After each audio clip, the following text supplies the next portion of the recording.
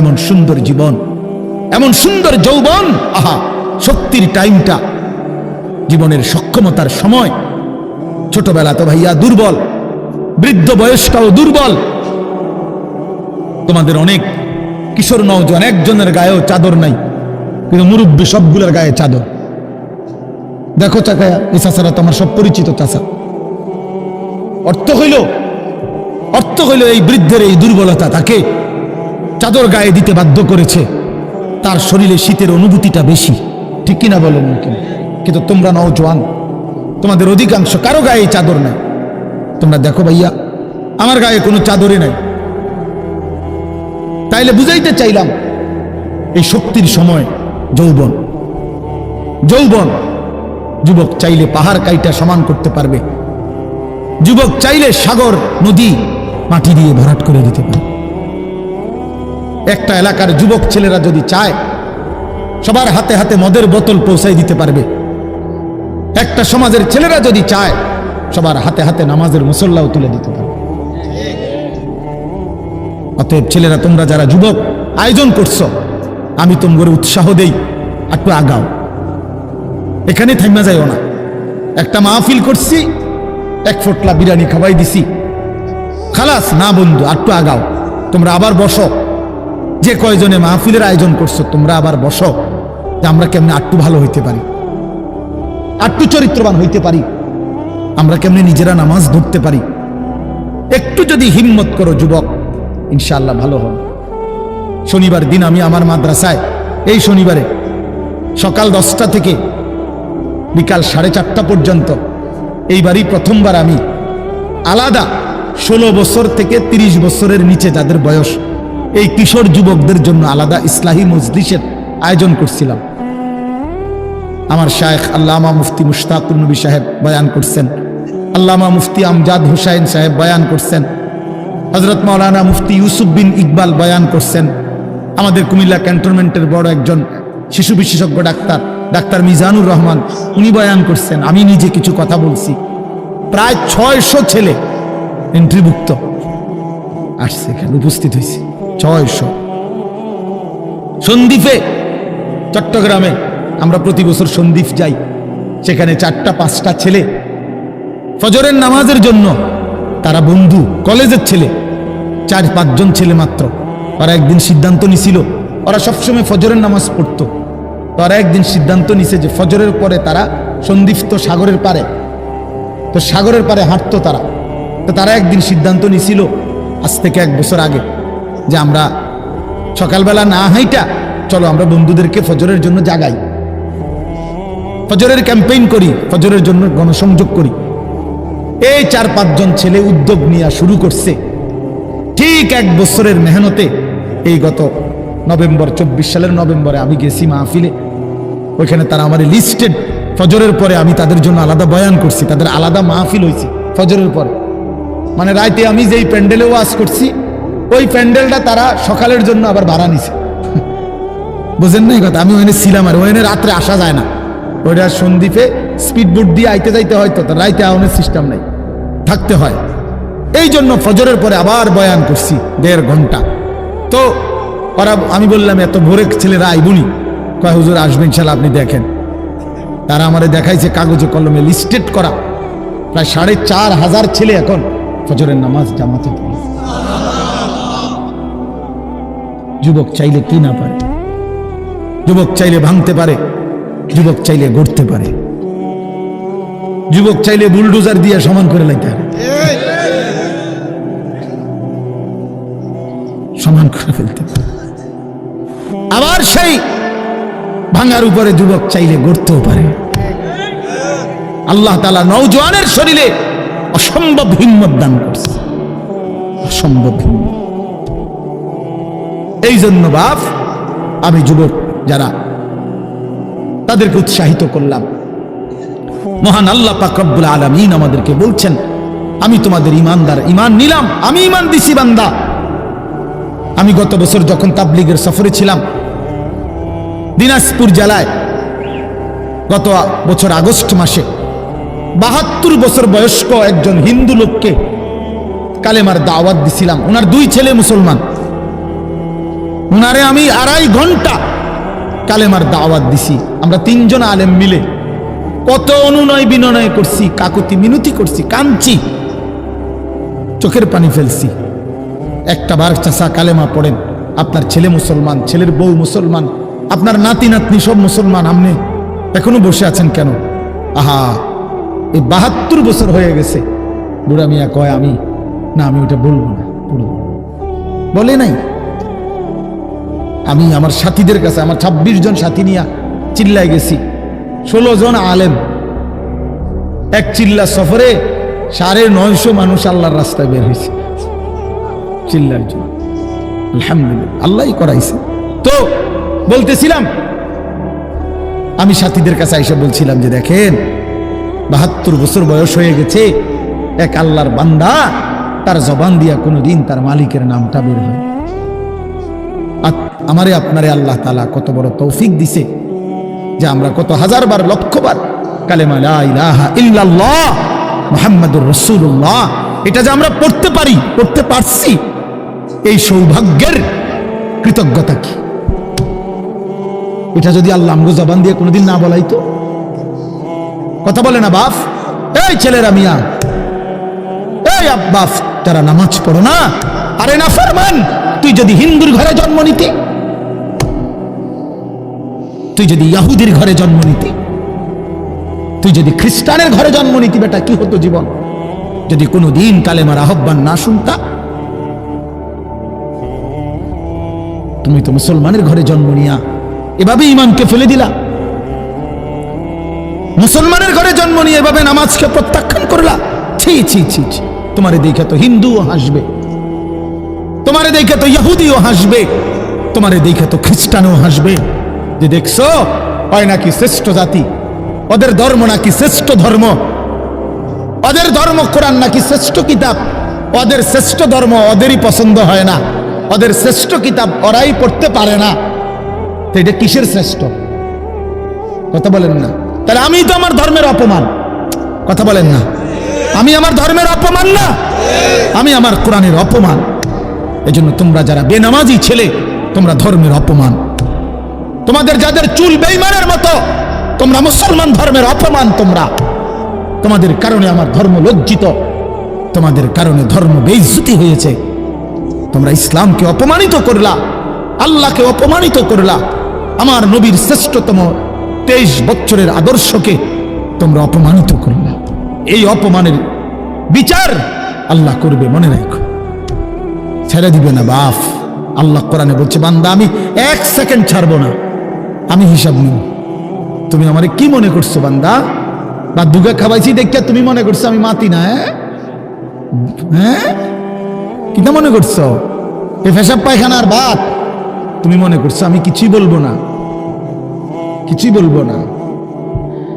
তুমি জানো না ফেরাউনকে শোয়াইছে কে? তুমি জানো না কারুনকে শোয়াই দিছে কে? তুমি জানো না নমরুদ সাদ্দাতকে নিশ্চিহ্ন করে দিয়েছে কে? তুমি শোনো নাই? তুমি আন্দাজ করো নাই আমি আল্লাহ কেমন? এই পৃথিবীর কত অবাধ্য জাতিকে আমি আল্লাহ ধ্বংস করে দিয়েছি, শোনো নাই? কই, গোটা পৃথিবীর সমস্ত আধুনিক প্রযুক্তি থাকার পরেও তো বাবা আমেরিকার ওই বেঈমানরা ক্যালিফোর্নিয়ার লস অ্যাঞ্জেলস তাদের একটি স্টেট আগুনে দাবানলে পুরে ছাই হয়ে গেছে। লক্ষ লক্ষ কোটি কোটি মিলিয়ন বিলিয়ন ডলারের এক এক বিল্ডিং। আপনারা মুরব্বীরা মিলিয়ন বিলিয়ন ডলার কি তাই বুঝতেন না? কয়টা? আপনি 1 মিলিয়ন বিলিয়ন ডলার কত টাকা? কমপক্ষে 300 টাকার বেশি। মানে আপনি এটি বুঝতেন না, টেহাইনি এটা বুঝতেন না। কথা বুঝছেন কিনা? হ্যাঁ, আমরা কিতাবে পড়ছি এক বুজুর্গকে, হ্যাঁ, একটা জিনিস দামি ওনার কাছে ছিল, তো ওনার কাছে বলছি এটা আপনি বিক্রি করে দেন। কত মূল্য? উনি বলছে 100 দিরহাম, 100 টাকা। তখন উনি যখন বিক্রি করে দিছে, ওনারে 100 দিরহাম দিছে।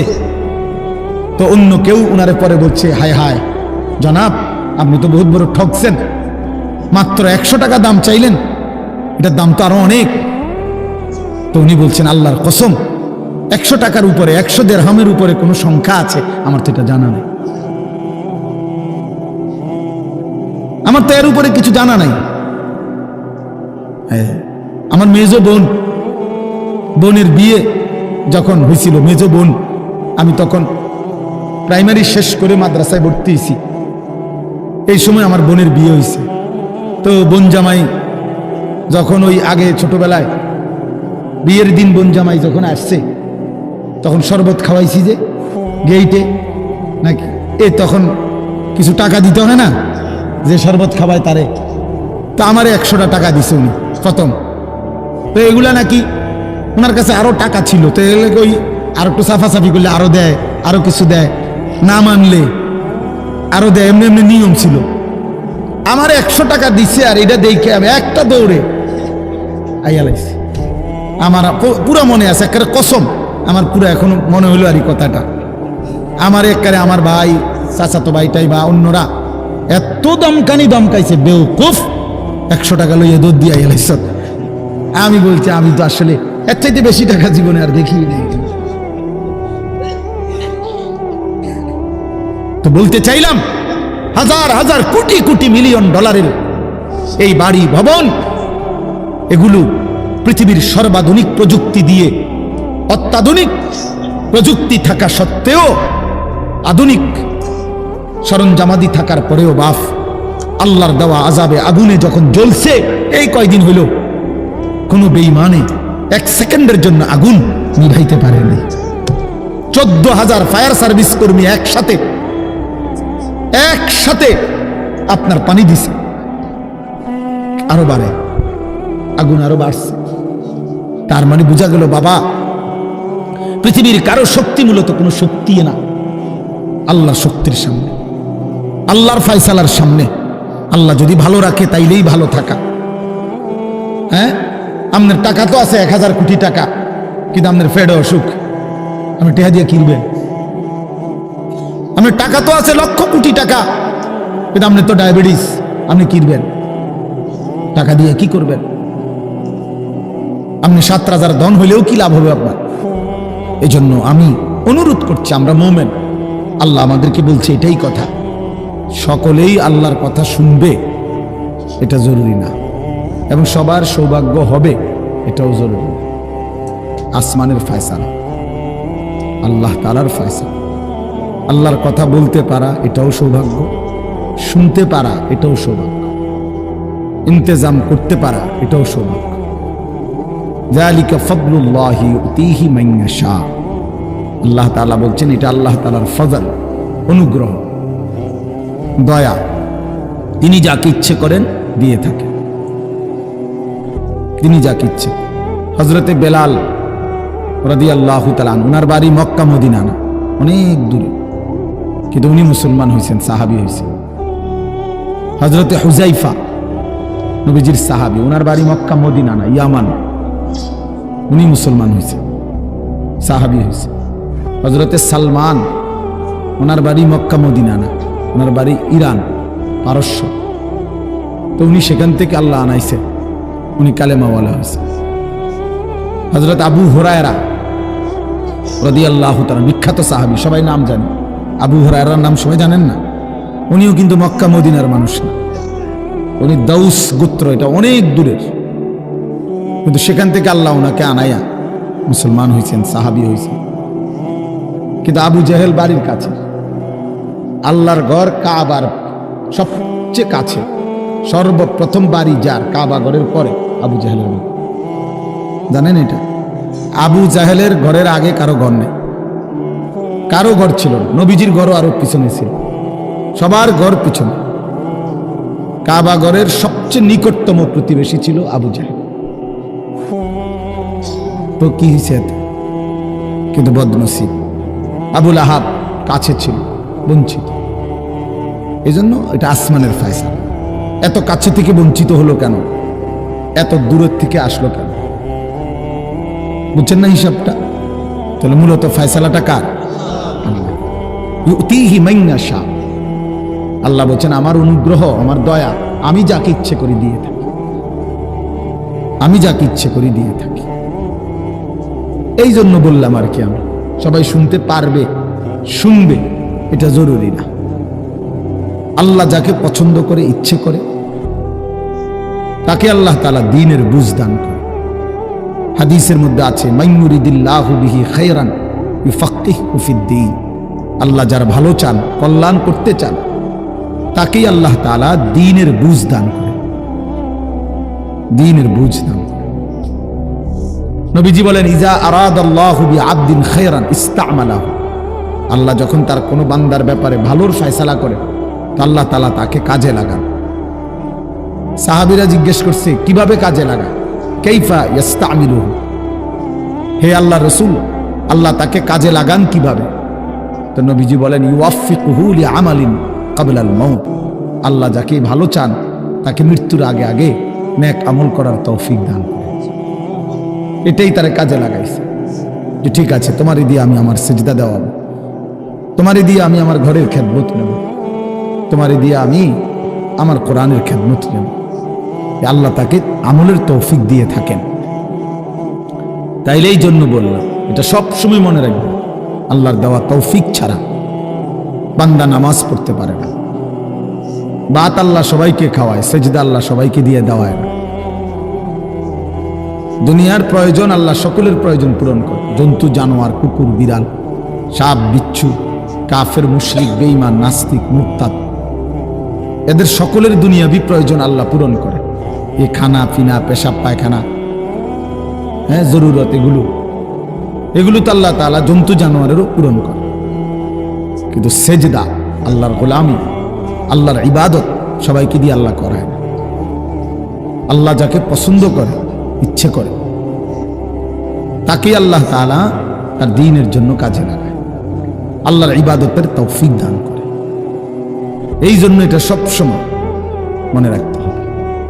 নবী সাল্লাল্লাহু আলাইহি ওয়াসাল্লাম দোয়া করতেন যে, আল্লাহ আমার ইবাদত, আপনার ইবাদত সুন্দরভাবে করার জন্য আপনি আমার সাহায্য করেন। আপনি সাহায্য না করলে হবে না, আপনি তৌফিক না দিলে হবে না। আল্লাহুম্মা লা মানিআ লিমা আ'তাইত। আপনি দিলে বাধা দিবে কে? আপনি না দিলে দিবে কে? আপনাকে বাদ দিয়ে কারো কোনো চেষ্টায় কি লাভ হবে? কোনো লাভ হবে। এই জন্য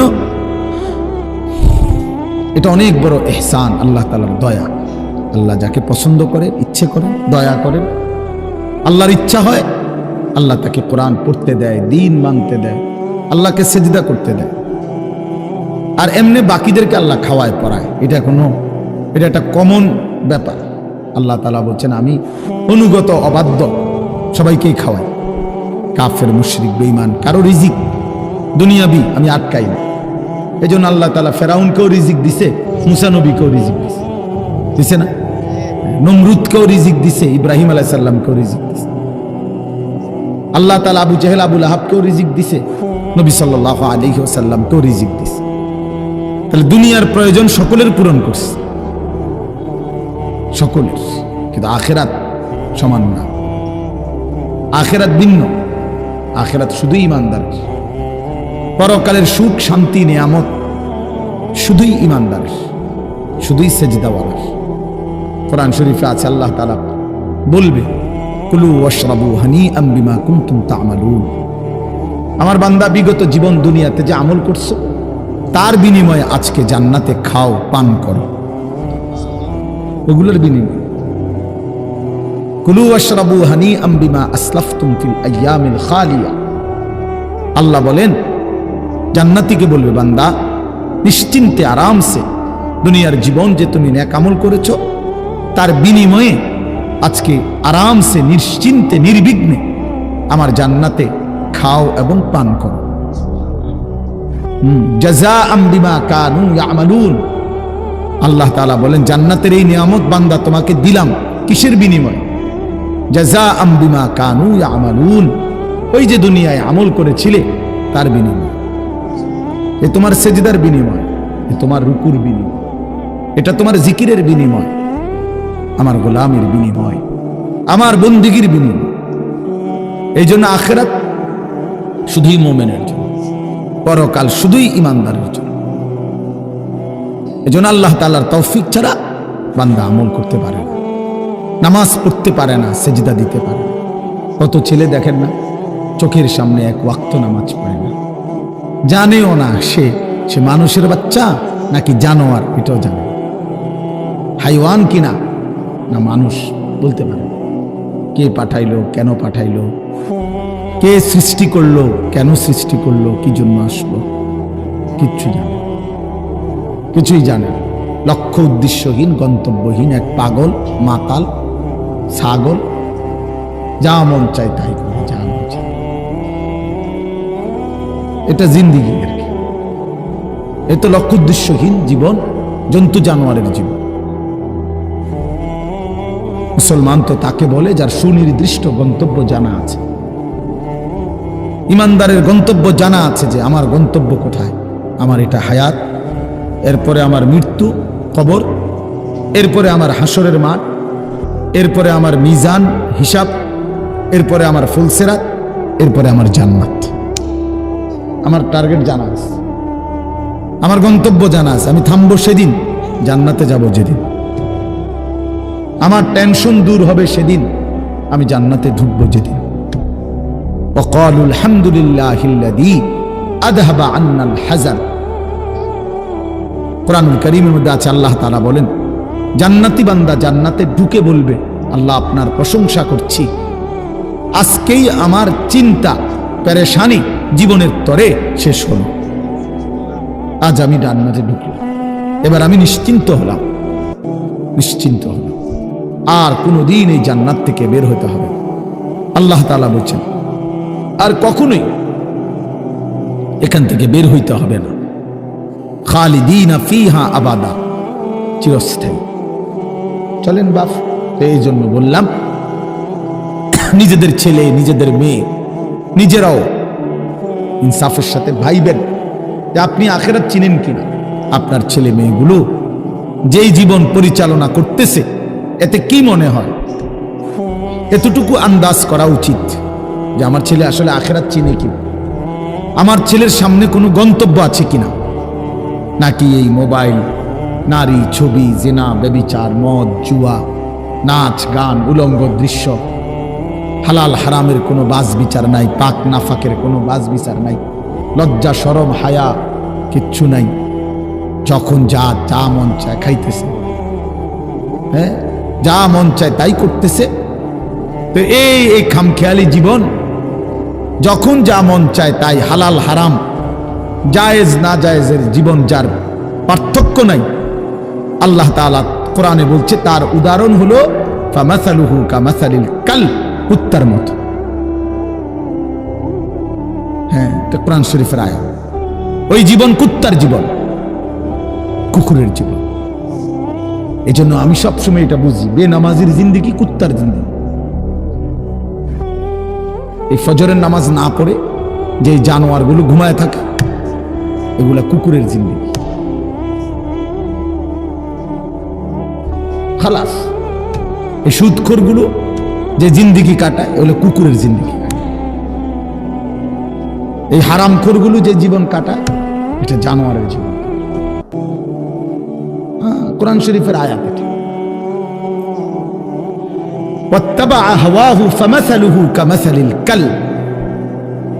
আল্লাহ বলছে মনের ইচ্ছা মতো যে চলে, আল্লাহর হুকুমের পরোয়া করে না, হালাল হারাম এর পার্থক্য যে মানে না, আল্লাহ বলছে তার উদাহরণ কামাসালিল কালব, কুত্তার মতো, কুকুরের মতো। ইন তাহমিল আলাইহি ইয়ালহাস আও তাতরুকহু ইয়ালহাস। আল্লাহ বলছে কুকুরের স্বভাব, দৌড়ানি দিলেও জিহ্বা লম্বা করে হাঁফায়, ছেড়ে দিল দাঁড়ায়া দাঁড়ায়া জিহ্বা লম্বা করে হাঁফায়, জিহ্বা লম্বা করে হাঁফায়, এমন করে। এ কুকুরের স্বভাব। পেলেও অতৃপ্ত, না পেলেও অতৃপ্ত, থাকলেও অশান্তি, না থাকলেও অশান্তি। কারণ হারাম করছে, নাফরমান যে, আল্লাহর অবাধ্য যে, পাক নাফাক, হালাল হারাম, যার কাছে সুদ আর ব্যবসা একই রকম মনে হয়, সে কি মানুষ নাকি? যার কাছে আপন বউ পরের মহিলা সমান মনে হয়, নিজের বউও দেখে, মানুষের ভিডিও দেখে, তো তার কাছে কি কোনো হালাল হারামের পার্থক্য আছে কি? তো সে জানোয়ার না তো জানোয়ার কি? সে জানোয়ার না তো জানোয়ারটা কে? তাই বলে ইনসাফের কথা বলে, নাহলে বিচারে কোন কি কয়? এই জন্য এটা সবসময় মনে রাখবেন, জওয়ান হন আর বুড়া হন, আমি হই আর আপনি হন, হালাল হারামের পার্থক্য যার মধ্যে নাই, কুকুরের মধ্যে কোনো হালাল হারামের পার্থক্য নেই, কুকুরের মধ্যে পাক নাফাকের কিছু নেই, কারণ যেহেতু সে জানোয়ার। কিন্তু মানুষ যে ইনসান, তার সৃষ্টিগত সত্তার মধ্যে হালাল হারামের অনুভূতি থাকতে হবে। মুসলমান তাকেই বলবে যার মধ্যে জায়েজ না জায়েজের পার্থক্য আছে, হালাল হারামের অনুভূতি আছে, পাক নাফাকের অনুভূতি আছে। কোরআনুল কারীমে আল্লাহ তাআলা এটা বলছেন। এজন্য নবীজি বলছেন আল হালালু বাইয়িন ওয়াল হারামু বাইয়িন, যেটা হালাল এটা স্পষ্ট, যেটা হারাম এটাও স্পষ্ট। নবীজি বলেন আমি অন্ধকারে রেখে যাই নাই উম্মতকে, একটা সেকেন্ডের জন্য আমি আমার উম্মতকে আড়ালে রেখে যাই নাই, সবকিছু আমি স্পষ্ট বলেছি। হালাল গুলোও পরিষ্কার করে দিছি, হারাম যা তাও স্পষ্ট করে দিয়েছি। 24 ঘন্টার যাবতীয় কর্মকাণ্ড আমি আল্লাহ স্পষ্ট করে দিয়েছি। ওই দেখেন ওই অপদার্থ ছেলেটার দিকে দেখেন, এক নজরে মোবাইলের দিকে তাকায় রয়েছে, কারে বলে কি ওয়াজ করে এর কোনো খবর। এটা ধরে রাখছে মোবাইল, এক নজর একদিকে হালাল। এবার ওয়াজ হয়, কারে বলে কি বলে, আমার এত কিছু দরকার, আমি আর আমার মোবাইল। এই জিন্দেগি, এই ছেলে পেলেদের আকসারের জীবন এটা। 24 ঘন্টা পৃথিবীতে তার একটাই জিনিস, সেটা হলো একটা মোবাইল। এটাই তার মা, এটাই তার বাবা, এটাই তার আত্মীয়, এটাই তার স্বজন। মোবাইলেই হাসে, মোবাইলেই কাঁদে, মোবাইলেই আবেগ, মোবাইলেই অনুভূতি, সব কিছু জীবনের মোবাইলটার উপর। কোত্থেকে আসলো, কে বানাইলো, কে সৃষ্টি করলো, কেন পাঠাইলো, কে আমারে বানাইলো, আমি কোত্থেকে আসলাম, কেন রাত হয়, কেন দিন হয়, আমার কোনো দায়িত্ব আছে কিনা আমার আল্লাহর পক্ষ থেকে, কিচ্ছুর কোনো সামান্যতম বুঝ বুদ্ধি আকল দিমাগ কিচ্ছু। 365 দিন, এক বছরে কোনো দিন নামাজ পড়ে না, তারও কিছু মনে পড়ে না, কেউ তারে মনেও করাইও দেয় না। কই তার বাপ কেডা, তার মা কি, কেউ একটু বলেও না যে কিরে বাপ তুমি যে এক ওয়াক্ত নামাজ পড়ো না, তুমি মুসলমানের বাচ্চা হইলা কেন, তুমি মানুষের বাচ্চা হইলা কেন। তার মা একটাবার বলে না, মা এ কেমন, সন্তানই কেমন। আমার খুব আফসোস লাগে, এটা খুব আফসোস লাগে। মাঝে মাঝে মনটা চায় যে কি আসলে কি মুসলমান এত পাষাণ হইল কেমন, বাপে কেমন, সন্তানেই কেমন, মাই কেমন, মেয়েটাই কেমন। কেউ পর্দা করে না, মাও বেপর্দা, মেয়েও বেপর্দা, বাপ ফুজি ছেলে মেয়ে সবাই মিলে টেলিভিশন চায়, একসাথে নাচ গান নর্তকীর ছবি নাটক সিনেমা দেখতেছে। ছি ছি ছি ছি, কত নিকৃষ্ট মুসলমান, কত বেশরম বেহায়া নির্লজ্জ হইলে এত বড় বেশরম হইতে পারে। আত্মমর্যাদা, আত্মসম্মান, লজ্জা যদি এক বিন্দু থাকতো, তাহলে তো বাবা জিজ্ঞেস করতো যে কিরে বাপ তুই মুসলমানের ঘরে জন্ম নিয়া এক ওয়াক্ত নামাজ পড়ে না, তুই কেমনে রে আমি মুসলমানের সন্তান হইলি, তুই মুসলমানের ঘরে সন্তান হইলি কেমন। আরে এইটা তো আগে বুঝাপড়া করার বিষয় ছিল। তোর বিদেশ, তোর চাকরি, তোর দাখিল, তোর এসএসসি বেড়া এডি বাদ দে বেড়া, থো বেড়া এডি পরের কথা বেড়া, আগে তুই মুসলমানের বাচ্চা কিনা আগে এটা বল বেটা, তোর নামাজের বুঝাপড়া কর আগে বেটা। কিসের তোর বিদেশ, আবার কিসের তোর দেশ, তোর চাকরি দিয়ে আমি করব কি, তোর ব্যবসা দিয়ে আমি করবো কি,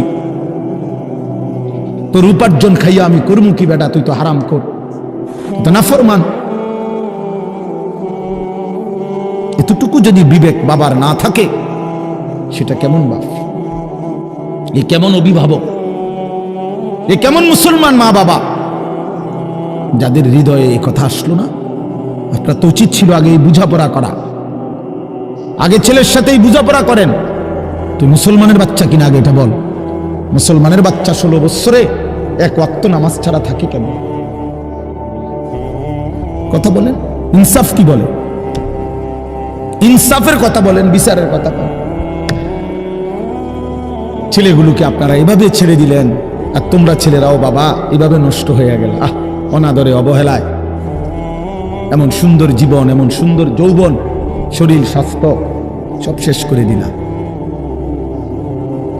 একবারও মনে পড়লো না তোমারও তো শেষ আছে বাপ। রাত যেমন ভোর হয়, দিন যেমন রাত হয়, তোমারও হায়াতও একদিন শেষ হয়। প্রতি ঘন্টা, মিনিট, সেকেন্ড যায় মানে তোমার হায়াত যায়, আমার হায়াত যায়, ঠিক না? তো আল্লাহ আমাদেরকে বুঝ দান করেন। এজন্য বাপ আমরা ভাবা উচিত, আমাদের এটা ফিকির করা উচিত। এ ছোটরাও, বড়রাও, মাঝ বয়সীরাও, এত লাগাম ছাড়া মানুষ হয় না। মুসলমানের জীবন এত বড় জন্তু জানোয়ারের মতো হওয়ার কথা না বাবা। হ্যাঁ, গুনাহ হইতে পারে, গুনাহ আমারও আছে, আপনাদেরও আছে, গুনাহ হইতে পারে, হবে। সেটা হলো হুচট খাওয়া। মানে চলার পথে আমি 10 কিলো পথ হাঁটলাম, আমি 30 কিলো পথ গেছি এক জায়গা থেকে আরেক জায়গায়। তো এই চলার পথে হয়তো একবার আধবার পড়ে যাইতে পারি, পিছলা খাইতে পারি, ঠিক আছে, এটা হইতে পারে। কিন্তু আমি বুঝি 30 কিলোমিটার একেবারেই ফিরে রইলাম, পিছলা খাইয়া রইলাম, তাহলে ভুল আমার হইতে পারে, গুনাহ আমার হইতে পারে। আমার 6 মাসে কোনোদিন নামাজ ছুটে যাইতে পারে। আমি জীবন চলার পথে কখনো কাউকে রাগ করতে পারি, গালি দিয়া লাইতে পারি, এটা তো হওয়া স্বাভাবিক, হইতে পারে। কিন্তু লাগাতার প্রতিদিন একরকম, এটা মুসলমান? কথা বুঝছেন কিনা আমার? আপনি বুঝি এখানে প্রত্যেকদিন মিশা কথা কইবেন, আপনি বুঝি প্রতিদিন সুদ খাইবেন, আপনি বুঝি প্রত্যেক দিন ওজনে কম দিবেন, এটা বুঝি মুসলমান? আপনি বুঝি একদিনও নামাজ পড়তেন না, আপনি বুঝি 365 দিনে কোনোদিন ফজরের নামাজ পড়তেন না, এটা মুসলমান?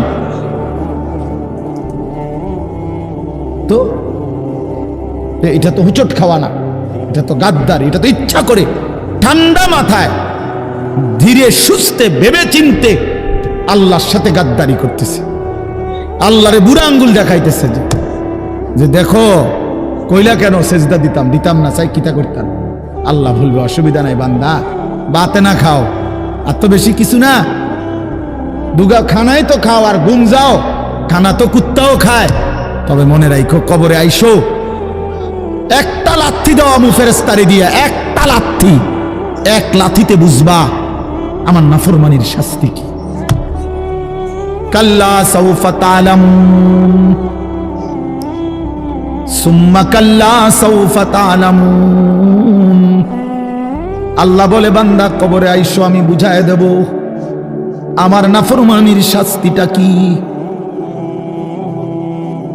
ফেরেশতা 2 কান বরাবর, আল্লাহর নবী বলছেন নাফরমানের কবরে ফেরেশতা ফায়াদরিবু দারবাতান বাইনা উযুনাইহি, 2টা কান বরাবর ঘাড়ের মধ্যে প্রত্যেকটা আঘাত করবে লোহার হাতুড়ি দিয়ে। ফায়াসিহু সাইহাতান, নাফরমান কবরে এত জোরে চিৎকার করবে, ইয়াসমাউহা মান ইয়ালিহি ইল্লা সাকালাইন। আল্লাহর নবী বলেন দুনিয়াবাসী, মানুষ এবং জিন ব্যতীত আল্লাহর সব সৃষ্টি ওই বেঈমানের কবরের চিৎকার শুনতে পাবে, এমন জোরে চিৎকার দিবে। একটা একটা আঘাত এভাবেই চলবে কিয়ামত পর্যন্ত, এভাবেই চলবে কিয়ামত পর্যন্ত। আল্লাহর নবী সাল্লাল্লাহু আলাইহি ওয়াসাল্লাম বলেন নাফরমান পাপীকে যখন কবরে রাখা হবে, 3টা প্রশ্নের উত্তর যখন নাফরমান দিতে পারবে না, সাথে সাথে কবর তারে এত জোরে একটা চাপ দিবে, একটা চাপ দিয়া ডান পাশের মাটি বাম দিকে, বাম দিকের মাটি ডান পাশে চলে আসবে, হাত্তা তাখতালিফা আদলাউহু। আল্লাহর নবী বলেন ডান পাশের পাজরের হাড্ডি ভাইঙ্গা বাম পাশে ঢুকে যাবে, বাম পাশের হাড্ডিগুলো ভাইঙ্গা ডান পাশে ঢুকে যাবে।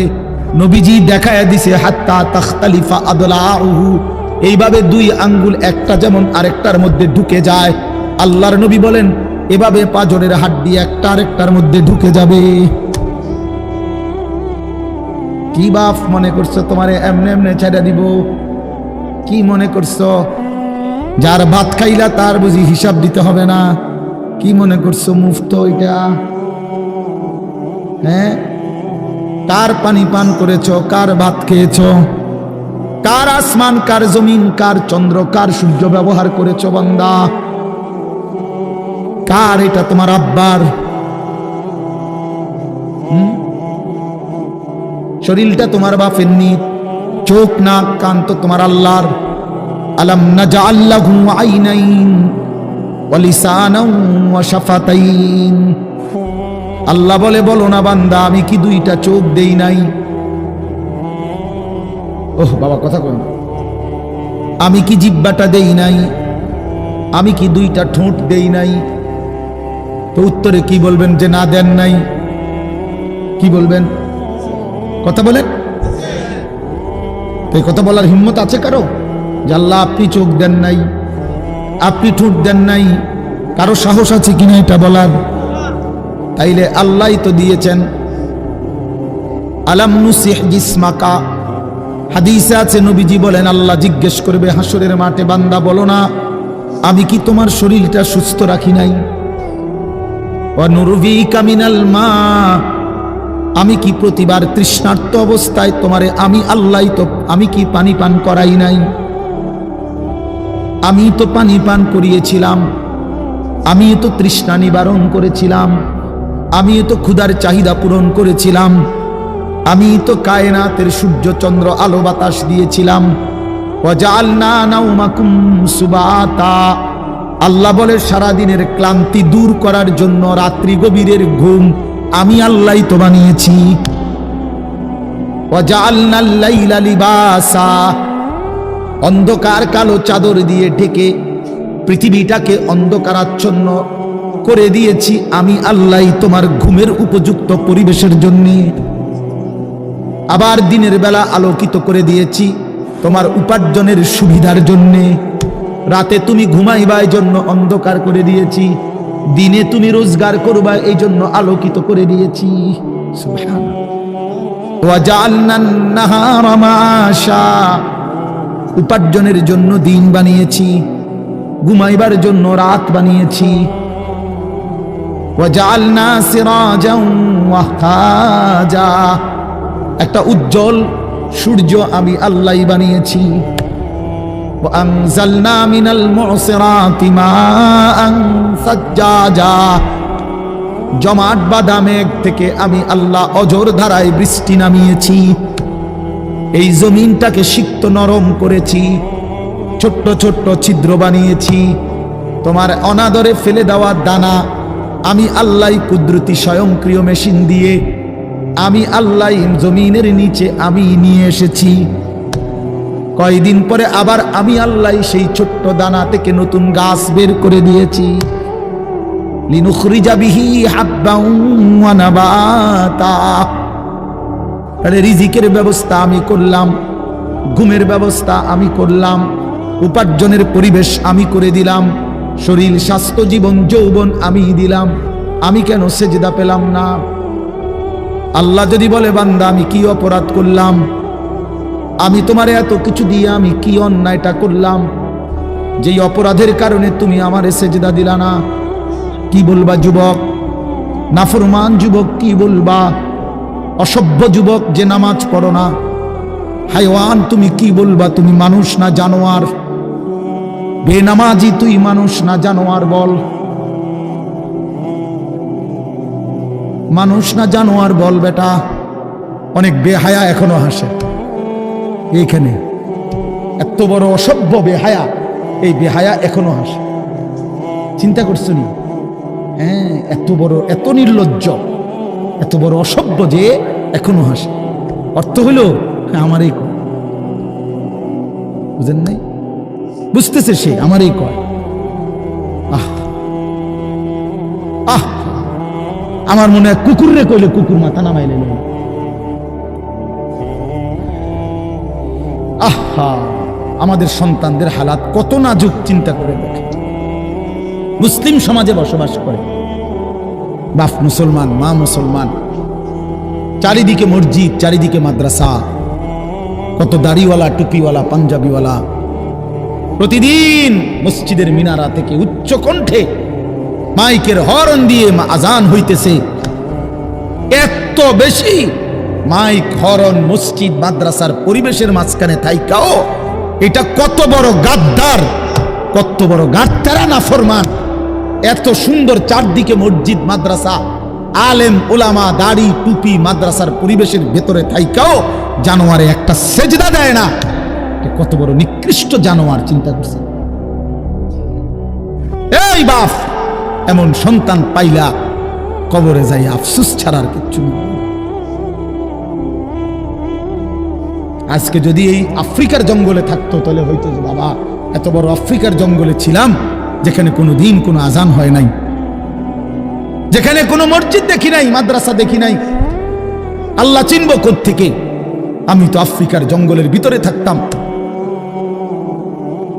বলেন, একটা ছেলে বলেন, এই ছেলেগুলো বেনামাজি যে ছেলেগুলো, এদেরকে জিজ্ঞাসা করেন যে বাবা তুই কি আল্লাহ চিনলি না, না রাসূল চিনলি না? তুমি বাবা কি মসজিদ চিনলা না, মাদ্রাসা চিনলা না? কোনোদিন কি কোরআন দেখলা না? কারো লাশ, কারো জানাজা, কারো কবর কিছুই দেখো নাই? কিচ্ছুই তোমার কলজার মধ্যে কোনো এক বিন্দু কোনো বিবেক অনুভূতি জাগাইলো না? শুধু নারী, শুধু একটা মোবাইল, শুধু একটা ছবি, শুধু একটা অশ্লীল দৃশ্যের কাছে হেরে গেলা। ছেলেরা বলো বাবা, তোমরা বলো, কার কাছে হাইরা গেলা? কেমনে হাইরা গেলা তুমি? তোমার বাপ মুসলমান, মা মুসলমান, তোমার ঘর মুসলমান, তোমার দাদা দাদি, নানা নানি, চাচা মামা, ফুফা খালু সব মুসলমান, তোমার এলাকার চারদিকে আজান হয়, তোমার মহল্লার প্রত্যেক গলিতে গলিতে মাদ্রাসা আছে, কোরআনের ঘর আছে, তোমারই কোনো না কোনো চাচাতো ভাই, মামাতো ভাই, ফুফাতো ভাই, আত্মীয় কেউ না কেউ হাফেজে কোরআন আছে, আছে না? তালেবে ইলম আছে, মাদ্রাসায় পড়ুয়া আছে। এত কিছু দেখার পরেও যার কলিজায় এক ওয়াক্ত নামাজ পড়তে মন চায় না, তার দিল পাথরের চাইতে শক্ত, তার দিল জন্তু জানোয়ারের দিলের চাইতে নিকৃষ্ট। কারণ এ বড় শক্ত হারামি, মনে রাখে, সে কিছুই মনে করে না আল্লাহকে, কিছুই মনে। এত মসজিদ মাদ্রাসা, এত নামাজ রোজার এত চিহ্ন দেখাও আমি কিছুই বিশ্বাস করি না। আমি বিশ্বাস করি আমার জীবন হলো মোবাইল, আমার জীবন হলো নারী, আমার জীবনের অর্থ হলো ছবি, আমার জিন্দিগির মাকসাদ হলো উলঙ্গ ছবি দেখা, নর্তকী দেখা, জিনা ব্যভিচারের দৃশ্য দেখা, মদের আড্ডা, জুয়ার আড্ডা, নারীর আড্ডা, কোন অশ্লীল মেয়ের পিছনে জীবনটা শেষ করে দেওয়া, খালাস। আমি বুঝছি এটাই জীবন। কিসের মসজিদ, কিসের মাদ্রাসা, কিসের আল্লাহ, কিসের রাসূল, আমি এগুলা বুঝি না। এতটা উল্টে গেল কেন? এত বড় লানত হলো কেন? বলেন বাবা। অতএব আপনাদের কাছে অনুরোধ করলাম, আপনারা আপনাদের বিবেককে নিয়ে ভাবেন। তোমরা ছেলেরাও বাবা রাগ হইও না, বুঝতে শিখো বাবা। কে ফিরাবে তোমাদেরকে? কে ফিরাবে? কে ফিরাবে? কে ফিরাবে বাপ? তোমরা কি কোনোদিন মরবা না? আজ যদি মৃত্যু হয়, এই বেনামাজি জিন্দিগি নিয়ে কেমনে কবরে যাইবা? ঠিক বা কেমন? এই নাফরমানের জিন্দিগি নিয়ে কেমনে টিকবা? এই জন্য আমরা প্রত্যেকেই প্রস্তুতি নেই। যদি ভাবতে শিখি, বুঝি, সামান্য অনুভূতি জাগে, তাহলে এই অনুভূতিটাকে কাজে লাগাবার, একটা জনের গুনাহ মাফ করে নতুন করে নিজেকে আল্লাহর ইবাদত, ঈমান, আমলের দ্বারা সজ্জিত করার একটা শ্রেষ্ঠতম সিজন, মৌসুম আসতেছে, সেটা হলো মাহে রমজান। মাহে রমজান বড় বেশি সুযোগ আসতেছে। আল্লাহ যদি দয়া করে হায়াত দেয় তো পিছনের সব গুনাহ মাফ করিয়ে নতুন সাজে নিজেকে সজ্জিত করার, আখিরাতের রঙে রঙিন করার, জান্নাতের রঙে নিজেকে গড়ে তোলার এক শ্রেষ্ঠতম মাস মাহে রমজান। রমজান মানে অন্য কিছু, রমজান মানে ভিন্ন কিছু। রমজান মাসে মানে নিজেকে বদলানোর মাস, রমজান মানে নিজেকে পরিবর্তনের মাস, রমজান মানে নিজেকে আখিরাতের রঙে রঙিন করার মাস, রমজান মানে আল্লাহ তাআলার মহব্বতে, রাসূলুল্লাহ সাল্লাল্লাহু আলাইহি ওয়াসাল্লামের মহব্বতে ডুবে যাওয়ার মাস। এটা আমাদের সামনে। আল্লাহ আমাদের জন্য রমজানের হায়াত ভিক্ষা দান করেন। আল্লাহ যেন আমাদের সকলকে রমজান পর্যন্ত পৌঁছিয়ে দেন। এই আয়াত দেখেন, আল্লাহ তাআলা বলছেন, ইয়া আইয়ুহাল্লাযীনা আমানু, হে ঈমানদারগণ, কুতিবা আলাইকুমুস সিয়াম, তোমাদের উপরে রোজা ফরজ করা হলো, কামা কুতিবা আলাল্লাযীনা মিন ক্বাবলিকুম, যেমনটা ফরজ করা হয়েছিল তোমাদের পূর্ববর্তীগণের উপর, মানে পূর্বের ঈমানদার উম্মতদের উপর। কেন ফরজ করা হলো রোজা? উদ্দেশ্য কি? আমি আল্লাহর, লাআল্লাকুম তাত্তাকুন, যেন তোমরা মুত্তাকি হতে পারো, মুত্তাকি হইতে পারো, আল্লাহ ভীরু হইতে পারো। আর মুত্তাকি হলে কি লাভ হবে? উইদ্দাত লিল মুত্তাকিন, আল্লাহ বলে জান্নাত বানানোই হয়েছে মুত্তাকিদের জন্য। মুত্তাকি হবে তো জান্নাতি হবে, জান্নাতি হবে। এই আয়াতটার অল্প একটু কথা, আমি এই আয়াতটাই পড়ছি সূরা বাকারার 183 নম্বর আয়াত, দ্বিতীয় পারা, দ্বিতীয় সূরা। এটার উপর আর একটু কথা বললে আমার কথা শেষ। আমরা আমাদের যদি পরিবর্তন চাই, পরিবর্তনের সুযোগ মাহে রমজান। আমরা যদি আখিরাত সাজাইতে চাই, আমাদের জন্য শ্রেষ্ঠ সুযোগ মাহে রমজান। আমরা যদি ঘুরে দাঁড়াইতে চাই, আমাদের জন্য শ্রেষ্ঠ সুযোগ মাহে রমজান। মাহে রমজান, যে আল্লাহ নাফরমানির এই জিন্দেগি আমি ছেড়ে দেব, আপনার রঙে রঙিন হব, তাইলে শ্রেষ্ঠতম সুযোগ মাহে রমজান। মাহে রমজানের মধ্যে অসম্ভব শক্তি আছে, মাহে রমজানের মধ্যে অসম্ভব পাওয়ার আছে। আল্লাহ বলছে, রমজানে বান্দা আইসো আমার কাছে, রাত দিন 24 ঘন্টা আমি আল্লাহ জাহান্নাম থেকে মুক্তি দিতে থাকবো। ওয়াতাখাউ মিনান নার, জাহান্নাম থেকে মুক্তি দেব, সারা রাত মুক্তি দেব, সারা দিন মুক্তি দেব। রমজানের প্রতি ঘন্টা, প্রতি মিনিট, প্রতি সেকেন্ড হীরা মণি মুক্তা জহরতের চাইতেও কোটি গুণ বেশি দাম, কোটি গুণ বেশি দাম। আল্লাহ তাআলা সেই মহিমান্বিত রমজান আমাদের সামনে আনতেছেন। আর মাত্র 18-19 দিনও বাকি নাই। এই অল্প কয়টা দিন বাবা, আমাদের উচিত রমজানের জন্য অধীর আগ্রহে মহব্বতের সাথে আল্লাহর কাছে হায়াত ভিক্ষা চাওয়া, যে আল্লাহ এত কাছে আইনা মৃত্যু দিয়েন না, কবরে নিয়েন, আর কয়টা দিন হায়াত দেন, রমজান পর্যন্ত পৌঁছিয়ে দেন। আল্লাহুম্মা বারিক লানা ফি রাজাব ওয়া শাবান ওয়া বাল্লিগনা রমাদান। আল্লাহ তাআলা বলছেন, ইয়া আইয়ুহাল্লাযীনা আমানু। দেখেন, এই একটি আয়াতে আল্লাহ 4টা কথা বলছে। একটা হলো হে ঈমানদারগণ, 2 নাম্বার হলো তোমাদের উপরে রোজা ফরজ করা হলো, 3 নাম্বার হলো যেমনটা ফরজ করা হয়েছিল পূর্ববর্তীদের উপরে, 4 নাম্বার হলো যেন তোমরা মুত্তাকি হতে পারো। কয়টা কথা হলো? এই 4টা কথার আমি 4টা আলগা সংক্ষিপ্ত একটু ব্যাখ্যা বলি। 1 নাম্বার হলো হে ঈমানদারগণ, এটা আল্লাহ আমাদেরকে ডাক দিয়েছেন। তাফসীরের মধ্যে আছে, আদম আলাইহিস সালাম থেকে নিয়ে আমাদের নবী পর্যন্ত, ইতিপূর্বে আমাদের নবীর আগে যত নবী পৃথিবীতে আল্লাহ পাঠাইছেন, ওই নবীদের উপরে যারা ঈমান আনছিল, ওই নবীদের আমলে তাদের কাউকে কোনোদিন আল্লাহ তাআলা এই শব্দ দিয়ে হে ঈমানদারগণ, ইয়া আইয়ুহাল্লাযীনা আমানু বলে ডাক দেন নাই। আগে সর্বপ্রথম আমাদের নবী, আখিরি নবী, আল্লাহর বন্ধু, আমাদের নবীর ভালোবাসায় আল্লাহ তাআলা বলছে, বন্ধু, বিগত কোন নবীর ঈমানদার উম্মতকে আমি যেই শব্দে ডাকি নাই, এই প্রথম আপনার ভালোবাসায় আপনার ঈমানদার উম্মতকে আমি ইয়া আইয়ুহাল্লাযীনা আমানু এই নতুন শব্দে ডাক দিলাম। হে ঈমানদারগণ, হে ঈমানদার, তোমরা আমার।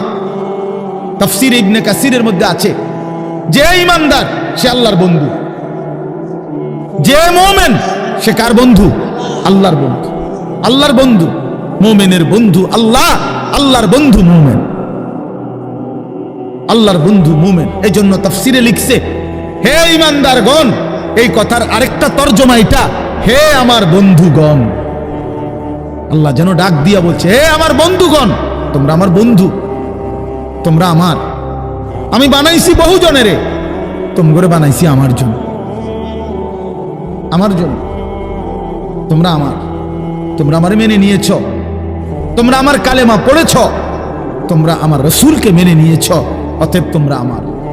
তোমাদের কালেমা লা ইলাহা ইল্লাল্লাহ মুহাম্মাদুর রাসূলুল্লাহ এটা আমি গ্রহণ করলাম, গ্রহণ করে আমি নিলাম। এই জন্যই আমি তোমাদেরকে ডাক দিলাম। তুমি বলছো আমি এনে ভর্তি হমু।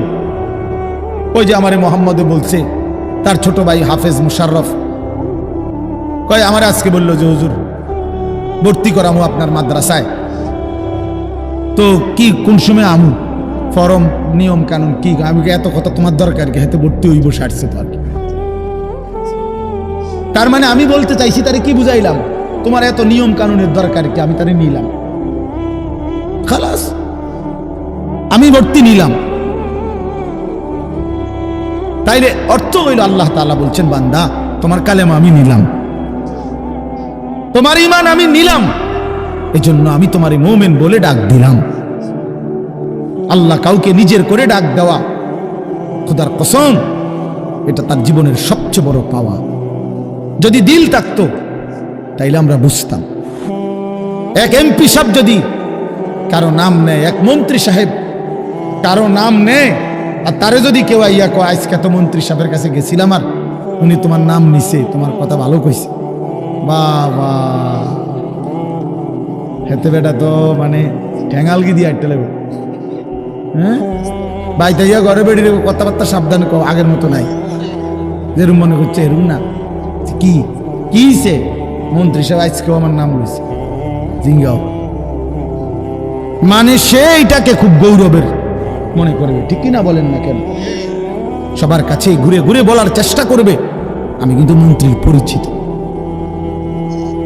হাদিসের মধ্যে আছে এক সাহাবী উবাই ইবনে কাব রাদিয়াল্লাহু তাআলা আনহু, সাহাবীদের মধ্যে নবীজির সবচেয়ে সুন্দর কোরআন শরীফ পড়তেন যিনি, ওনার নাম হলো উবাই ইবনে কাব।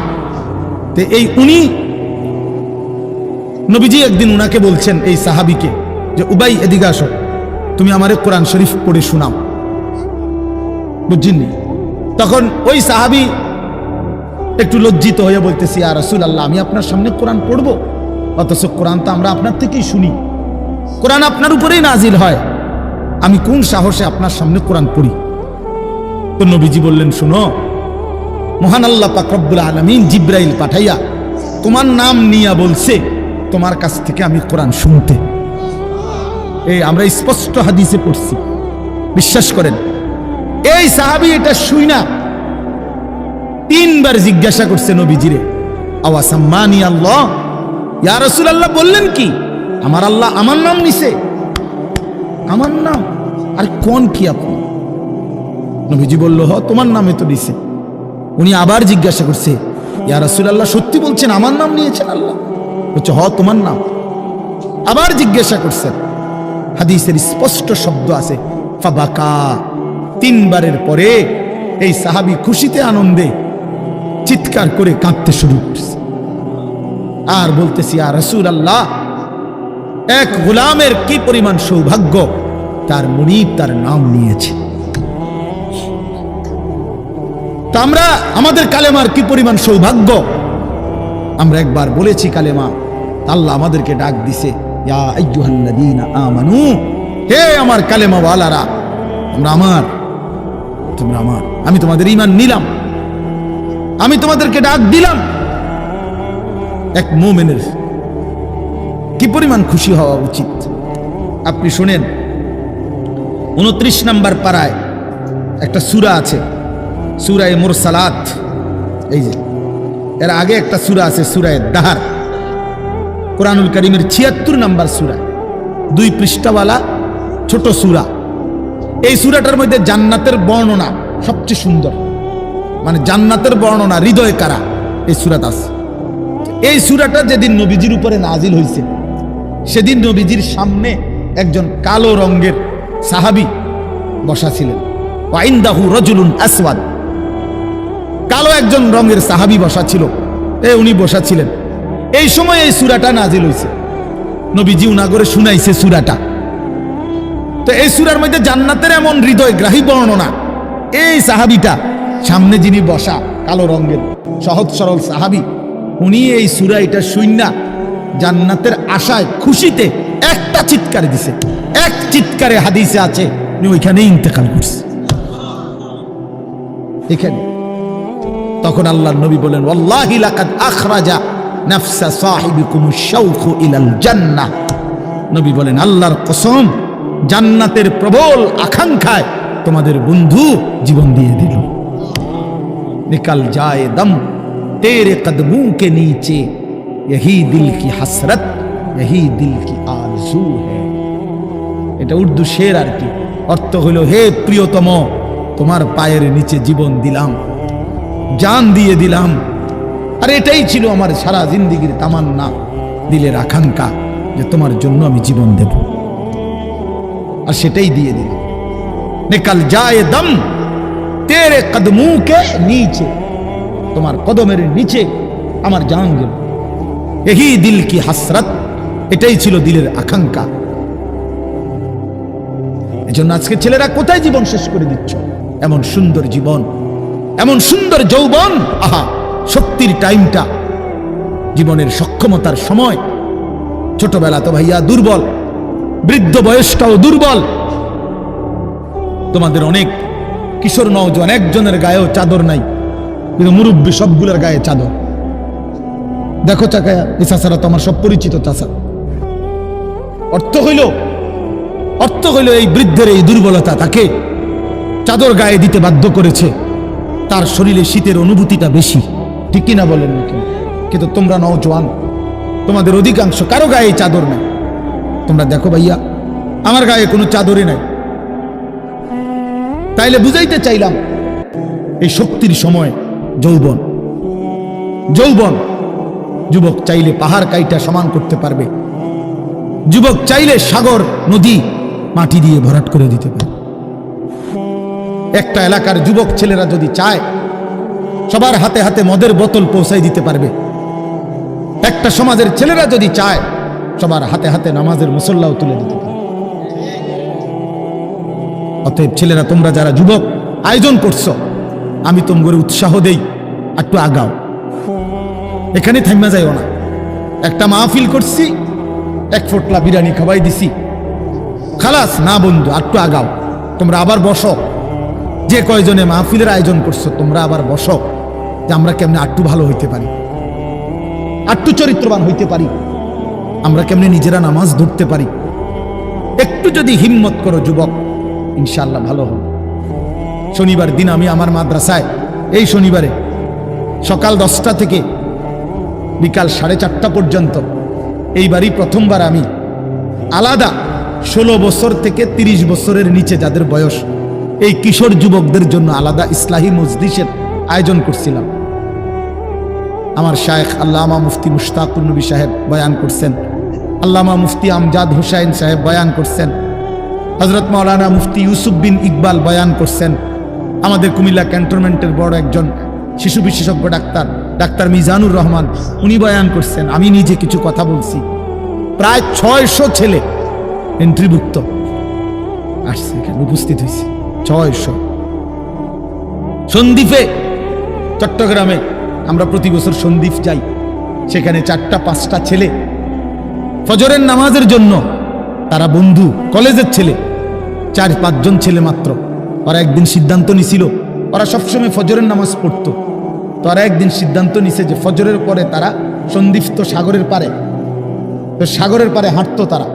তো তারা একদিন সিদ্ধান্ত নিছিল, আজ থেকে 1 বছর আগে, যে আমরা সকালবেলা না হাইটা, চলো আমরা বন্ধুদেরকে ফজরের জন্য জাগাই, ফজরের ক্যাম্পেইন করি, ফজরের জন্য গণসংযোগ করি। এই 4-5 জন ছেলে উদ্যোগ নিয়ে শুরু করছে।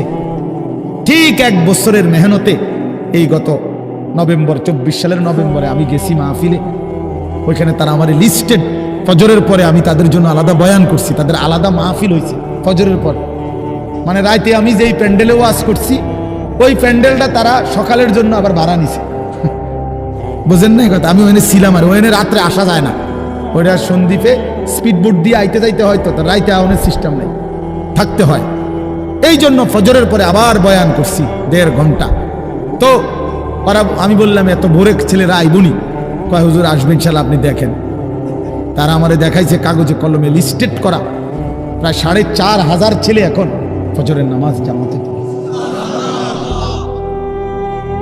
যুবক চাইলে কি না পারে, যুবক চাইলে ভাঙতে পারে, যুবক চাইলে গড়তে পারে, যুবক চাইলে বুলডোজার দিয়ে সমান করে লাইতে পারে, সমান করে ফেলতে পারে। আবার সেই ভাঙার উপরে যুবক চাইলে গড়তেও পারে। আল্লাহ তাআলা নওজোয়ানের শরীরে অসম্ভব হিম্মত দান করছে, অসম্ভব হিম্মত। এই জন্য বাপ আমি যুবক যারা তাদেরকে উৎসাহিত করলাম। মহান আল্লাহ পাক রব্বুল আলামিন আমাদেরকে বলছেন, আমি তোমাদের ইমানদার, ইমান নিলাম, আমি ইমান দিছি বান্দা।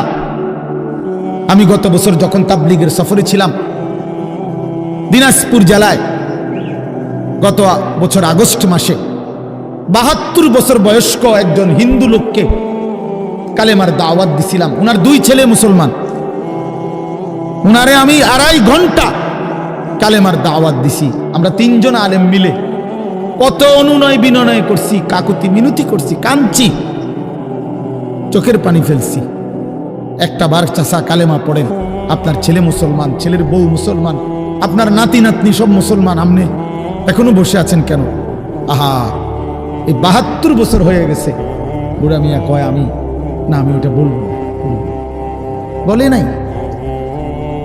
আমি আমার সাথীদের কাছে, আমার 26 জন সাথী নিয়ে চিল্লায় গেছি, 16 জন আলেম, এক চিল্লা সফরে 950 মানুষ আল্লাহর রাস্তায় বের হয়েছে চিল্লার জন্য। আলহামদুলিল্লাহ, আল্লাহই করাইছে। তো বলতেছিলাম, আমি সাথীদের কাছে এসে বলছিলাম যে দেখেন 72 বছর বয়স হয়ে গেছে, এক আল্লাহর বান্দা, তার জবান দিয়া কোনোদিন তার মালিকের নামটা বের হয়। আমারে আপনারে আল্লাহ তাআলা কত বড় তৌফিক দিছে যে আমরা কত হাজারবার, লক্ষবার কালেমা লা ইলাহা ইল্লাল্লাহ মুহাম্মাদুর রাসূলুল্লাহ এটা যে আমরা পড়তে পারি, পড়তে পারছি, এই সৌভাগ্যের কৃতজ্ঞতা কি? এটা যদি আল্লাহ আমগো জবান দিয়ে কোনোদিন না বলাইতো। কথা বলে না বাপ, এই ছেলেরা মিয়া, এই আব্বাস যারা নামাজ পড়ো না, আরে না ফরমান, তুই যদি হিন্দুর ঘরে জন্ম নিতে, তুই যদি ইহুদির ঘরে জন্ম নিতি, তুই যদি খ্রিস্টানের ঘরে জন্ম নিতি, বেটা কি হতো জীবন যদি কোনোদিন কালেমার আহ্বান না শুনতা? তুমি তো মুসলমানের ঘরে জন্ম নিয়া এভাবে ইমানকে ফেলে দিলা, মুসলমানের ঘরে জন্ম নিয়ে এভাবে নামাজকে প্রত্যাখ্যান করলা। ছি ছি ছি, তোমারে দেখে তো হিন্দুও হাসবে, তোমারে দেখে তো ইহুদিও হাসবে, তোমারে দেখে তো খ্রিস্টানও হাসবে, যে দেখছো ওই নাকি শ্রেষ্ঠ জাতি, ওদের ধর্ম নাকি শ্রেষ্ঠ ধর্ম, ওদের ধর্ম কোরআন নাকি শ্রেষ্ঠ কিতাব, ওদের শ্রেষ্ঠ ধর্ম ওদেরই পছন্দ হয় না, ওদের শ্রেষ্ঠ কিতাব ওরাই পড়তে পারে না। তো এটা কিসের শ্রেষ্ঠ? কথা বলেন না। তাহলে আমি তো আমার ধর্মের অপমান। কথা বলেন না, আমি আমার ধর্মের অপমান না, আমি আমার কোরআনের অপমান। এজন্য তোমরা যারা বেনামাজি ছেলে, তোমরা ধর্মের অপমান। তোমাদের যাদের চুল বেঈমানের মতো, তোমরা মুসলমান ধর্মের অপমান। তোমাদের কারণে আমার ধর্ম লজ্জিত, তোমাদের কারণে ধর্ম বেইজ্জতি হয়েছে। তোমরা ইসলামকে অপমানিত করলা, আল্লাহকে অপমানিত করলা, আমার নবীর শ্রেষ্ঠতম 23 বছরের আদর্শকে তোমরা অপমানিত করলা। এই অপমানের বিচার আল্লাহ করবে, মনে রাখো, ছেড়ে দিবে না বাপ। আল্লাহ কোরআনে বলছে, বান্দা আমি 1 সেকেন্ড ছাড়বো না, আমি হিসাব নিব। তুমি আমারে কি মনে করছো বান্দা? বাদুগা খাওয়াইছি দেখে তুমি মনে করছো আমি মাতি না? হ্যাঁ, কিটা মনে করছো? এ পেশাব পায়খানার ভাত তুমি মনে করছো আমি কিছুই বলবো না, কিছুই বলবো না। তুমি জানো না ফেরাউনকে শোয়াইছে কে? তুমি জানো না কারুনকে শোয়াই দিছে কে? তুমি জানো না নমরুদ সাদ্দাতকে নিশ্চিহ্ন করে দিয়েছে কে? তুমি শোনো নাই? তুমি আন্দাজ করো নাই আমি আল্লাহ কেমন? এই পৃথিবীর কত অবাধ্য জাতিকে আমি আল্লাহ ধ্বংস করে দিয়েছি, শোনো নাই? ওই গোটা পৃথিবীর সমস্ত আধুনিক প্রযুক্তি থাকার পরেও তো বাবা আমেরিকার ওই বেঈমানরা ক্যালিফোর্নিয়ার লস অ্যাঞ্জেলস তাদের একটি স্টেট আগুনে দাবানলে পুরে ছাই হয়ে গেছে। লক্ষ লক্ষ কোটি কোটি মিলিয়ন বিলিয়ন ডলারের এক এক বিল্ডিং। আপনারা মুরব্বীরা মিলিয়ন বিলিয়ন ডলার কিতাবি বুঝতেন না কয়টা? আপনি 1 মিলিয়ন বিলিয়ন ডলার কত টাকা? কমপক্ষে 300 টাকার বেশি। মানে আপনি এটি বুঝতেন না, টেহাইডি এটা বুঝতেন না। কথা বুঝছেন কিনা? হ্যাঁ, আমরা কিতাবে পড়ছি এক বুজুর্গকে, হ্যাঁ, একটা জিনিস দামি ওনার কাছে ছিল, তো ওনার কাছে বলছি আপনি বিক্রি করে দেন। কত মূল্য? উনি বলছে 100 দিরহাম, 100 টাকা। তখন উনি যখন বিক্রি করে দিছে, ওনারে 100 দিরহাম দিছে, তো অন্য কেউ ওনারে পরে বলছে, হায় হায় জনাব, আপনি তো বহুত বড় ঠকছেন, মাত্র 100 টাকা দাম চাইলেন, এটার দাম তো আরো অনেক। তো উনি বলছেন, আল্লাহর কসম, 100 টাকার উপরে, 100 দিরহামের উপরে কোনো সংখ্যা আছে? আমার তো এটা জানা নেই, আমার তো এর উপরে কিছু জানা নাই। আমার মেজো বোনের বিয়ে যখন হয়েছিল, মেজো বোন, আমি তখন প্রাইমারি শেষ করে মাদ্রাসায় ভর্তি হয়েছি, এই সময় আমার বোনের বিয়ে হয়েছে। তো বোন জামাই যখন ওই আগে ছোটবেলায় বিয়ের দিন বোন জামাই যখন আসছে, তখন শরবত খাওয়াইছি যে গেইটে নাকি, তখন কিছু টাকা দিতে হয় না, যে শরবত খাওয়ায় তারে। তো আমারে 100টা টাকা দিছে উনি প্রথম।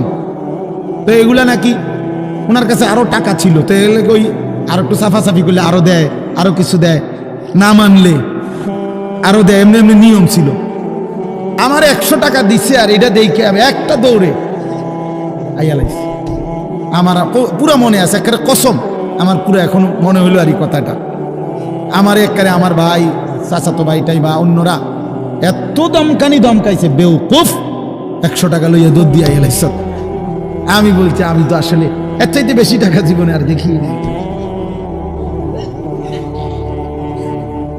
তো বলতে চাইলাম, হাজার হাজার কোটি কোটি মিলিয়ন ডলারের এই বাড়ি ভবন, এগুলো পৃথিবীর সর্বাধুনিক প্রযুক্তি দিয়ে, অত্যাধুনিক প্রযুক্তি থাকা সত্ত্বেও, আধুনিক সরঞ্জামাদি থাকার পরেও বাফ আল্লাহর দেওয়া আযাবে আগুনে যখন জ্বলছে, এই কয়দিন হইল কোনো বেঈমানে 1 সেকেন্ডের জন্য আগুন নিভাইতে পারেনি।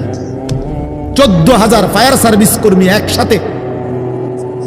একসাথে আপনার পানি দিছে, আরো বাড়ে, আগুন আরো বাড়ছে।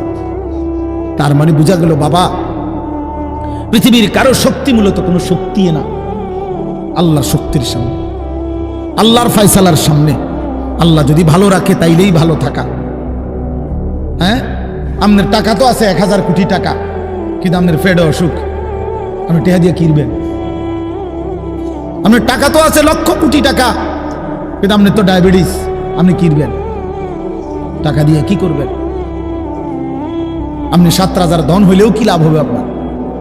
এই জন্য আমি অনুরোধ করছি, আমরা মুমিন, আল্লাহ আমাদেরকে বলছে এটাই কথা, তোমাদের উপরে আমি রোজা ফরজ করলাম, তোমরা আমার হুকুম মানো, তোমরা আমারে মানো বান্দা। রোজা মানে বিরত থাকা, সিয়াম মানে বিরত থাকা, তার মানে গুনাহ থেকে বাঁচো, হালাল বস্তু থেকে বাঁচো। আমি তোমাদেরকে হারাম তো হারামই, হারাম থেকে আবার ফিরাবো কেন? হারাম থেকে তো ফিরতে সারা বছরের জন্যই বলে দিছি। তো আমি রমজান মাসে তোমাদের 3টি হালাল খাবার হালাল ছিল, পানি হালাল ছিল, হালাল স্ত্রী হালাল ছিল। আমি রমজানের 30টা দিন, একটা মাসে তোমাদের জন্য খাদ্য, পানি, স্ত্রী, এই 3টা জিনিস হালাল বস্তু আমি হারাম করে দিলাম। যেন আমি বুঝাইতে চাইলাম যে দেখো, আমি আল্লাহ যেখানে হালালটাও হারাম করে দিলাম, সেখানে হারামটার প্রতি আমি আল্লাহর কি পরিমাণ ঘৃণা। যেখানে হালালটাই ছেড়ে দিতে বললাম, সেখানে হারামটা ধরে রাখার কোন সুযোগ আছে? অতএব মিথ্যা, চুরি, ডাকাতি, জিনা, ব্যভিচার, মদ, জুয়া, নাচ, গান, সুদ, ঘুষ, মা বোনদের বেপর্দা জিন্দেগি ছেড়ে দেন, ছেড়ে দেন। একজন বুঝলে একজনই, কোনো অসুবিধা নাই, আমার কোনো আফসোস নাই। আমি সব সময় ফেরিওয়ালার মতো আমি বুঝি। একজনই শুনুক, একজনই যদি ভাবে আলহামদুলিল্লাহ, সংখ্যা দিয়ে আমি কি করব? বুঝেন নাই? 10 কোটি মানুষ আমারে মনে করেন আলগি দিছে, তো কি হইছে? কি হইছে? আমার কবর রাজাব মা। বাংলাদেশের একেবারে মনে করেন 50 লাখ লোক আমার চিনে, তো কি হইছে? আমার কবর রাজাব মা। তো আর কি, পরিচিতি অপরিচিতি জনপ্রিয়তা এগুলো কোনো বিষয় না, এগুলো কোনো মুখ্য বিষয় নয়। বিষয় হলো আল্লাহর কাছে গ্রহণ হওয়া, আখিরাতের মুক্তি পাওয়া, জাহান্নাম থেকে মুক্তি পাওয়া। অতএব আজকে এতটুকুই মূল কথা। আমরা প্রত্যেকেই এটা ভাবি, আমরা মুমিন। প্রিয় ভাই বলেন, আমরা এখানে যারা এখন বসছি, রাত 12টা বাজে, আমার কথা শেষ, নীরবে একটা মিনিট ইনসাফের সাথে ছেলেরা বাবা বলো তুমি মুসলমান কিনা। না ছেলেরা আলাদা বলো বাবা, কও তোমরা মুসলমান কিনা। প্রিয় বাপ বলো তুমি মুসলমান কিনা, তুমি মুসলমানের সন্তান কিনা। তাইলে তুমি সিদ্ধান্ত দাও আজকে। বয়স্ক যারা আছেন তারা আপনারা বসা থাকেন, কিন্তু তোমরা যারা 30 বছরের নিচে ছেলে, তোমাদের বয়স, বুঝে শুনে ধোঁকা দিও না, আল্লাহর সাথে ধোঁকা করো না, আল্লাহর সাথে মস্কারি করো না। হাদিসের মধ্যে আছে এক লোক নবীজির সামনে বাম হাত দিয়ে খাইতেছিল, মুসলিম শরীফের হাদিস। নবীজি তারে বলছে ডান হাতে খাও, তখন সে বলছে আমি ডান হাতে খাইতে পারি না। নবীজি বলছে তাইলে আর পারবাও না। কসম আল্লাহর, ওই হাদিস আছে। সাহাবী বলে ওই লোক আর কোনোদিন ডান হাত মুখের কাছে আনতে পারে নাই, কারণ সে তো মূলত মিথ্যা বলছিল, অহংকার করে বলছিল। এই জন্য আমি অনুরোধ করছি, তোমরা যারা 30 বছরের নিচে আছো ছেলে বাবা, তোমরা দিল থেকে বুঝে শুনে তোমরা নিয়ত করে দাঁড়াও, যে এই কথার নিয়তে দাঁড়াও, যার ভাল লাগে যে আমি ইনশাআল্লাহ চেষ্টা করুম ফজর সহ 5 ওয়াক্ত নামাজ পড়তে। তুমি সিদ্ধান্ত নিয়ে বলো যে আমি চেষ্টা করব, আমি নারী ছবি, অশ্লীল দৃশ্য থেকে, মোবাইলের অশ্লীল ছবি থেকে নিজেকে বাঁচাইবার নিয়ত করলাম, সিদ্ধান্ত করলাম। আল্লাহ তৌফিক দিলেই তো পারবা, ঠিক কিনা বলেন না কেন? অতএব নিয়ত করে হিম্মতের সাথে যে আসলেই হুজুর আমি দিল থেকে বললাম, এই নিয়ত করে দাঁড়াও। যার ভাল লাগে দাঁড়াও, কোনো বাধাবাধকতা নাই, যার মন চায় দাঁড়াও, আমার কোনো জোরাজুরি নাই।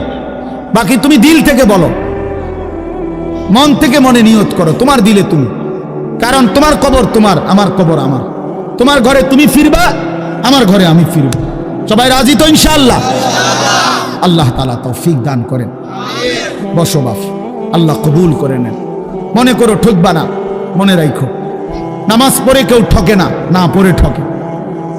গুনাহ ছেড়ে দিয়ে ঠকবা না, বরং গুনাহ ছেড়ে দিলে দামি হইবা ইনশাআল্লাহ।